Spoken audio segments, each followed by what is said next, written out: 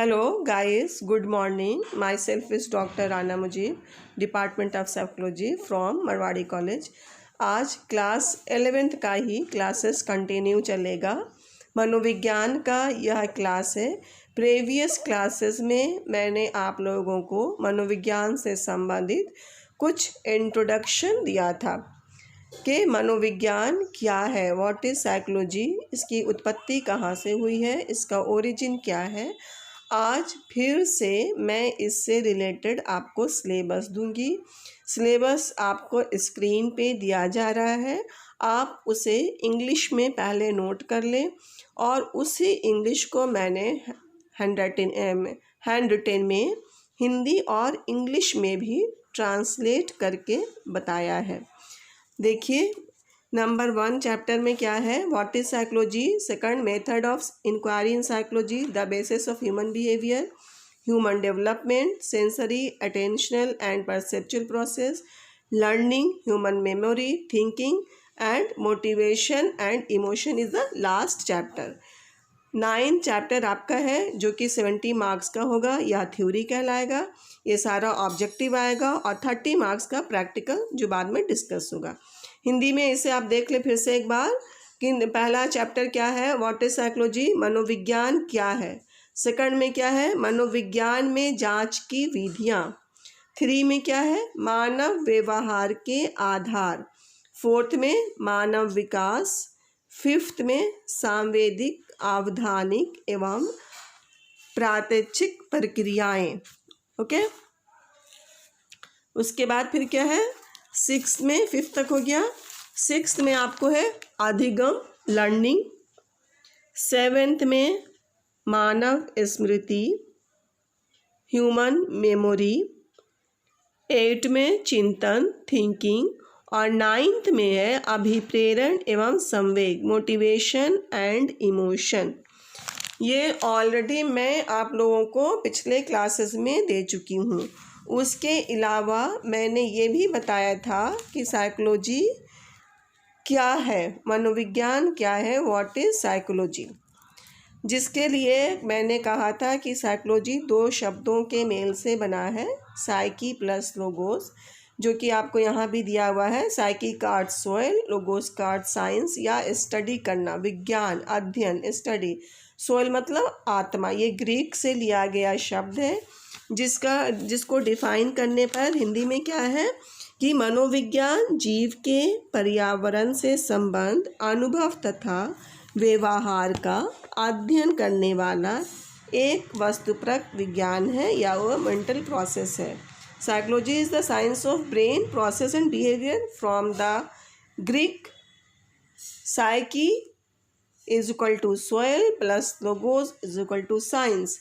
ये Greek symbol है PSY, psi. ये एक ग्रीक में सिंबल दिया जाता था। उसके बाद अब हम लोग देखेंगे यहाँ पर डेफिनेशन, जिसे मैंने हिंदी में बता दिया है, व्हाट इज साइकोलॉजी। सबसे पहले हम लोग देखते हैं साइकोलॉजी क्या है। Science, scientific study of behaviour and mental processes. What is behaviour, behaviour outward और overt actions and reactions. Behaviour जो है जिसको हम लोग देखते हैं, यहाँ पे इंटरनल भी हो जाएगा कि इस बिहेवियर 2 तरह का होता है, इंटरनल और एक्सटर्नल।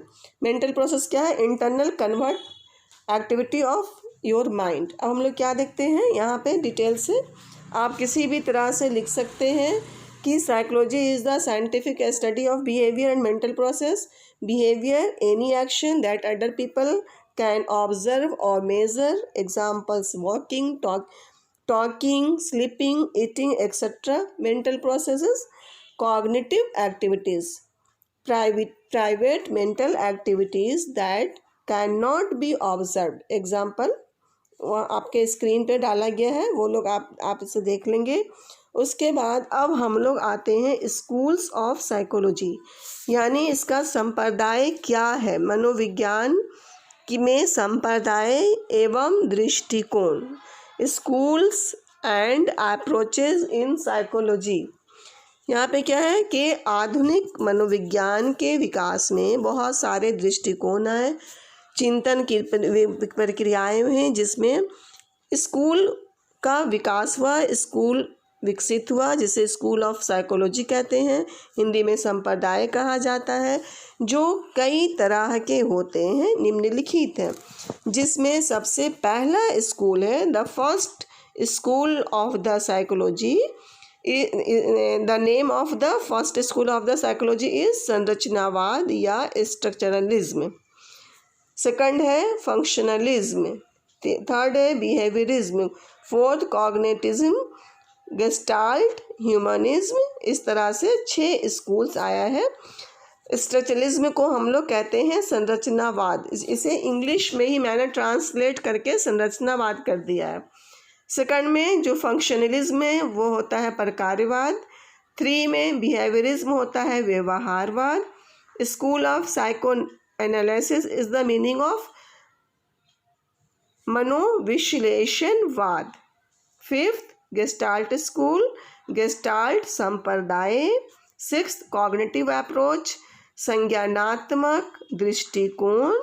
एंड लास्ट है 7th ह्यूमनिस्टिक अप्रोच, मानवतावादी दृष्टिकोण।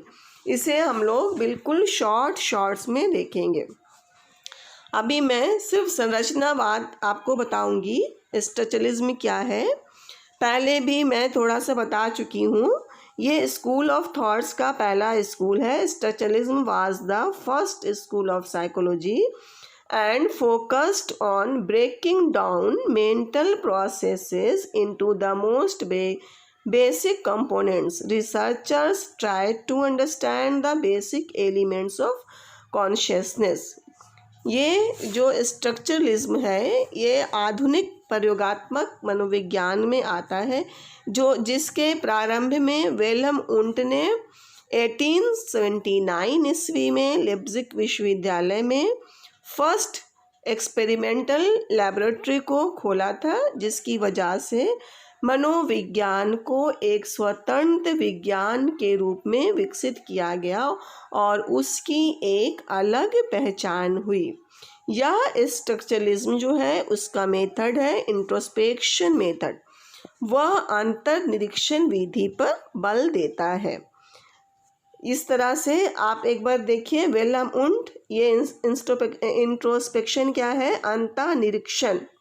ये आपको स्ट्रक्चरलिज्म का ही पार्ट्स दिखा रहे हैं, जिसे आप देखिए 2 में स्ट्रक्चरलिज्म कहा गया।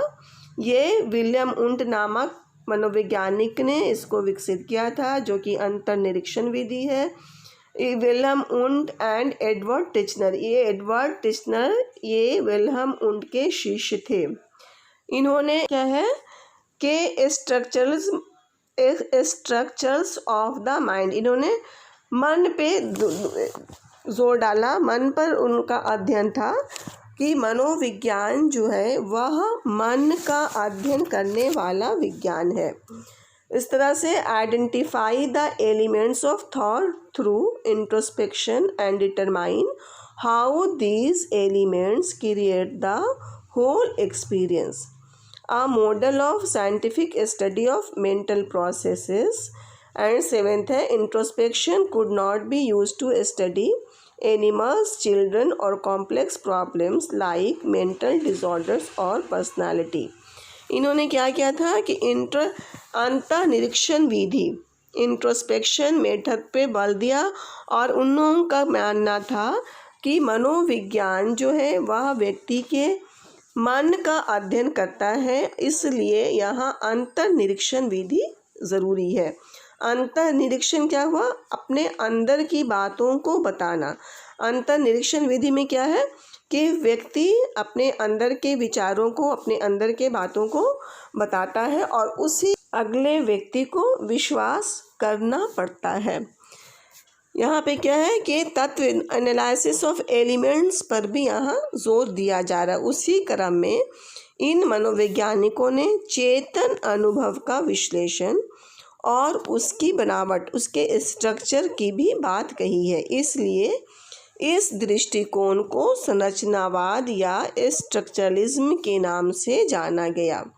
टिचनर जो कि वुंट के स्टूडेंट्स रहे थे, उनके शिष्य थे, उन्होंने चेतना के बारे में, कॉन्शियसनेस के बारे में बात करते हुए कहा कि इसमें मुख्य 3 तत्व होते हैं: संवेदन, सेंसेशन, भाव, फीलिंग, और प्रतिमा, इमेज।